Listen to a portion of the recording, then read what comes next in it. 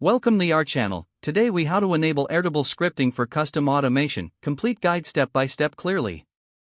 To enable Airtable Scripting for custom automation, start by logging into your Airtable account. Navigate to the base where you want to add scripting. In the top right corner, click on the Extensions button. From the drop-down menu, select Scripting to open the scripting extension. If you don't see scripting, click on Add an extension and then search for scripting in the extension gallery. Once you find it, click on Install to add it to your base. After the installation, click on the scripting extension to open the script editor.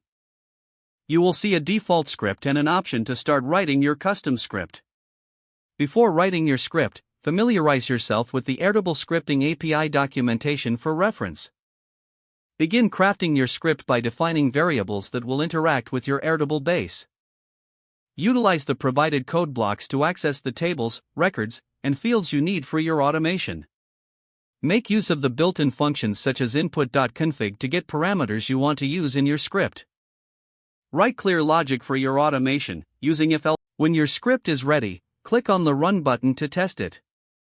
You can monitor the output in the console section of the script editor. If there are any errors, read the error messages carefully to identify and fix issues in your code. Once you've successfully tested your script, you can integrate it into Airtable automations. To do this, navigate to the Automations tab within your base. Select Create an Automation and choose a trigger that will initiate your script. In the Action step, select the Run a Script action.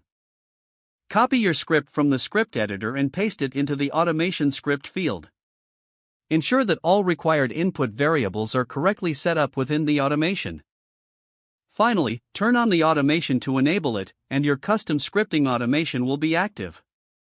With these steps, you can now streamline your Airtable workflows using custom scripts. If the page does not load, refresh the browser or try again in a private or incognito window.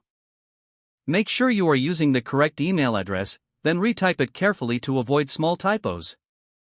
If your password is not accepted, use the reset option and create a new strong password you can remember. Check your spam folder for verification or security emails, then complete any requested confirmation steps.